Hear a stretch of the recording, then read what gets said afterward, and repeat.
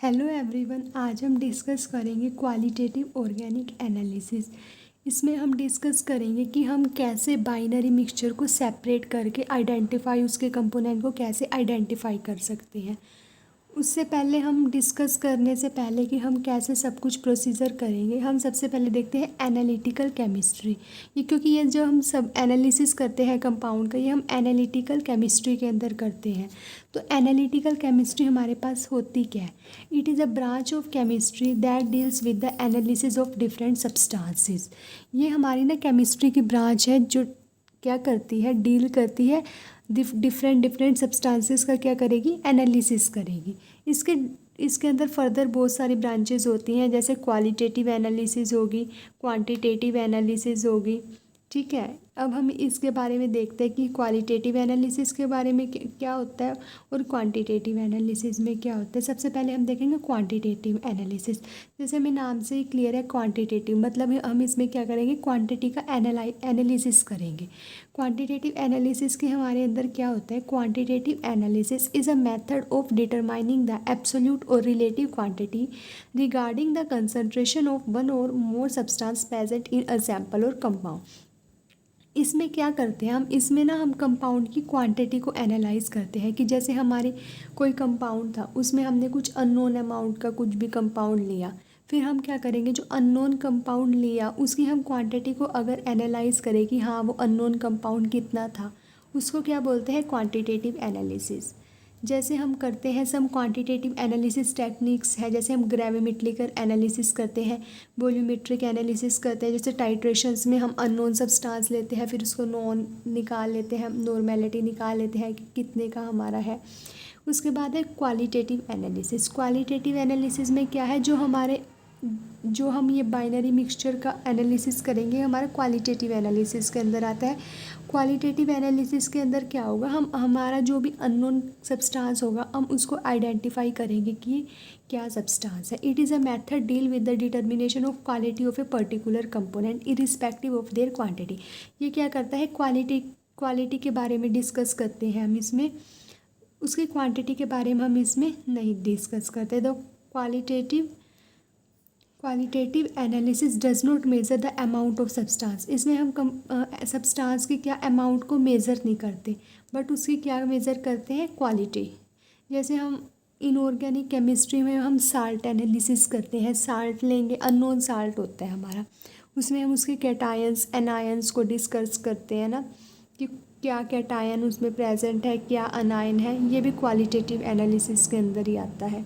Organic का जो हम अब सारा मिक्सचर एनालिसिस डिस्कस करेंगे वो भी हमारे किसके अंदर आता है, क्वालिटेटिव एनालिसिस के अंदर। अब हम देखते हैं कि हम कैसे अपने कंपाउंड को एनालिसिस कर सकते हैं। जैसे सपोज करो मेरे पास एक बाइनरी मिक्सचर था,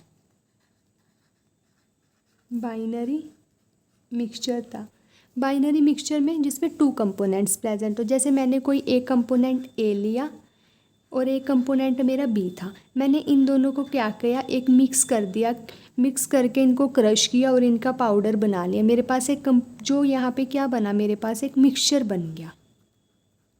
मैंने 2 अलग अलग कंपोनेंट लिए, एक कंपोनेंट मेरा ए था, एक कंपोनेंट मेरा बी था, उनको दोनों को मैंने क्या किया, इकट्ठा मिक्स किया, मिक्स करके उन दोनों का क्या मिल गया, मिक्सचर बन गया।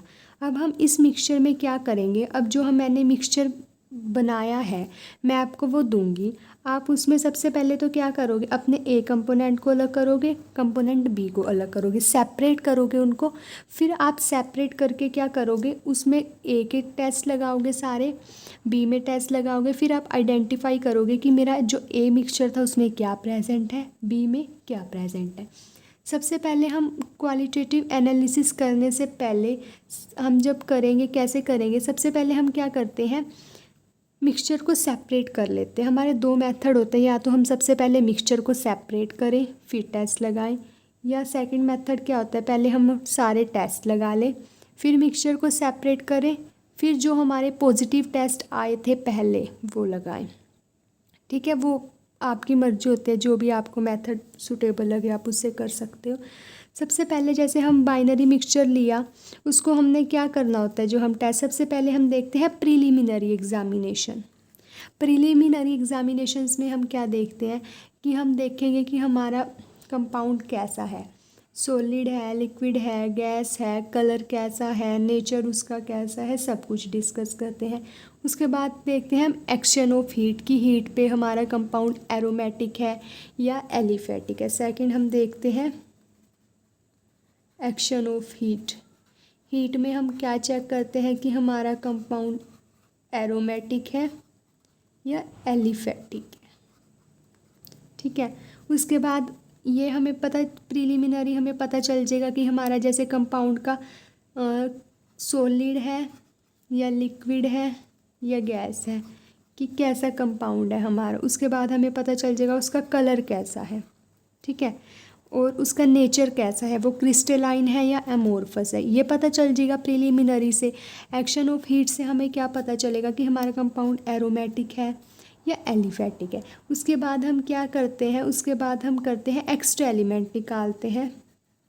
एक्स्ट्रा एलिमेंट का क्या करते हैं, डिटेक्शन करते हैं कि हमारे ऑर्गेनिक जो हमें कंपाउंड मिले हैं उनमें एक्स्ट्रा एलिमेंट कौन से हैं, नाइट्रोजन है, सल्फ़र है, हेलोजेंस है, क्या प्रेजेंट है। उसके बाद हम फोर्थ पे क्या करते हैं, सोल्यूबिलिटी टेस्ट करते हैं। सोल्यूबिलिटी टेस्ट करते हैं, ठीक है, कि हमारा जो कंपाउंड हमें मिला है वो किस में सोल्यूबल है, किस में पार्शली सोल्यूबल है, वो चीज़। फिफ्थ पे हम करते हैं अपने फंक्शनल ग्रुप डिटेक्शन करते हैं। फंक्शनल ग्रुप टेस्ट, इसमें हम क्या करेंगे, अपने फंक्शनल ग्रुप के टेस्ट करेंगे कि जो हमें ऑर्गेनिक सब्सटेंस मिला है उसमें क्या क्या फंक्शनल ग्रुप हमारे प्रेजेंट है। सिक्स्थ पे हम क्या करते हैं, मेल्टिंग पॉइंट चेक करते हैं। फिर हमारे यहाँ से टेस्ट हो जाएंगे सब, हमें पता चल जाएगा उसका, हम मेल्टिंग पॉइंट ले लेंगे। फिर मेल्टिंग पॉइंट के बाद हम क्या करेंगे, जो हमारे कंपाउंड का मेल्टिंग पॉइंट आया उसको हम चेक करेंगे। कैसे, जैसे हम मेरा कंपाउंड था, सपोज़ करो मेरे कंपाउंड में यहाँ से नाइट्रोजन प्रेजेंट आई, एक्स्ट्रा एलिमेंट से नाइट्रोजन प्रेजेंट आई और मैंने फंक्शनल ग्रुप में चेक करा, सपोज़ करो मेरा अमीन्स का टेस्ट प्रेजेंट आ गया, मेरी कोई एरोमेटिक अमीन होगी, प्राइमरी अमीन प्रेजेंट आई, ठीक है, तो मैं क्या जाऊंगी और एरोमेटिक अमीन थी, एक्शन ऑफ हीट से मेरे को क्या पता चल गया, एरोमेटिक अमीन थी। अब उसके बाद मैंने मेल्टिंग पॉइंट ले लिया तो मेरा अमीन्स का टेस्ट पॉजिटिव आया और मेरे को पता था कि मेरा कंपाउंड एरोमेटिक है, उसमें अमीन है और मेरा मेल्टिंग पॉइंट इससे इस रेंज में, सपोज़ करो 170 to 180 के रेंज में मेरा मेल्टिंग पॉइंट था। अब मैं क्या करूँगी, जो मेरी बुक होती है डेरिवेटिव्स की, मैं उसमें जाऊँगी, उसमें मैं 170 से अमीन के पोर्शन में जाऊंगी, उसमें मैं चेक करूंगी कि मेरा 170 से 180 तक के बीच में कौन सा कंपाउंड है। इस रेंज में मेरा टेम्परेचर आया है कि कौन कौन से मेरे कंपाउंड हो सकते हैं। फिर उनके मैं क्या करूंगी, डेरिवेटिव्स बनाऊंगी। फिर जो मैं अपने डेरिवेटिव्स बना के डेरिवेटिव्स का मैं क्या करूंगी, मेल्टिंग पॉइंट लूँगी। अगर मेरा मेल्टिंग पॉइंट कंपाउंड के साथ मैच कर जाता है, जैसे सपोज़ करो मेरा प्राइमरी अमीन प्रेजेंट थी, ठीक है, मैंने प्राइमरी अमीन का डेरिवेटिव बना लिया, इसका सपोज़ करो इसके डेरिवेटिव का जो मेल्टिंग पॉइंट था वो 200 डिग्री सेल्सियस था, ठीक है, इतना इसके डेरिवेटिव का मेल्टिंग पॉइंट था। अब मैंने इसका डेरिवेटिव बनाया, जो भी मेरा बना, डेरिवेटिव बनाने के बाद क्या किया, मैंने उसका मेल्टिंग पॉइंट लिया और मेरा उसका भी मेल्टिंग पॉइंट कितना आ गया, 200 डिग्री सेल्सियस आ गया। तो मैं क्या कह सकती हूँ कि जो मेरा कंपाउंड था ऑर्गेनिक कंपाउंड, उसमें क्या है, मेरी प्राइमरी अमीन है। ऐसे हम डिस्कस करेंगे। एक तो उसके बाद क्या है, सबसे पहले हम मिक्सचर को, इसमें हम ना मिक्सचर को जो सेपरेट करेंगे उसके लिए हमारे पास अलग अलग सेपरेशंस है। जैसे वाटर सेपरेशन होगी, सोडियम बाइकार्बोनेट सेपरेशन होगी, NaOH सेपरेशन होगी, डाइल्यूट HCl सेपरेशन होगी और ईथर सेपरेशन होगी। ये हमारी 5 सेपरेशन है। इनका ना हमें कैसे पता चलता है, जैसे सबसे पहले हम वाटर सेपरेशन के बारे में ही देखते हैं। हम ना 3 टेस्ट से अपनी सेपरेशन का पता लगा सकते हैं, ठीक है। देखो वाटर सेपरेशन करूँगी मैं, वाटर सेपरेशन के अंदर मैं क्या करूँगी, अपना ऑर्गेनिक मिक्सचर लूँगी, उसको वाटर में डिज़ोल्व किया और उसको फ़िल्टर कर लिया। फ़िल्टर करके मेरे पास एक रेजिड्यू आ जाएगा और एक फ़िल्ट्रेट आ जाएगा। जो फ़िल्ट्रेट था मैंने उसको क्या किया, वाटर बाथ के ऊपर रख दिया किस में, वॉच ग्लास के अंदर। फिर वॉच ग्लास में जो मेरा वाटर था वो इवेपोरेट हो जाएगा और जो मेरे को वॉच ग्लास पे क्या मिल जाएगा, अपना कंपाउंड मिल जाएगा। अगर मेरे को ऐसा मिला, कंपाउंड मिला, तो मेरी क्या होगी, वाटर सेपरेशन होगी। उसके बाद अगर ये ऐसा ना मिला मेरे को, वाटर सेपरेशन मेरी एब्सेंट हुई, तो मैं आगे जाऊँगी NaOH फिनोल्फ्थलीन टेस्ट। अगर मेरा NaOH फिनोल्फ्थलीन टेस्ट क्या हुआ, पॉजिटिव हुआ, इसका मतलब क्या है, इसमें मेरे एसिडिक ग्रुप हो सकते हैं, स्ट्रॉन्ग एसिड भी हो सकता है या वीक एसिड भी हो सकता है, ठीक है।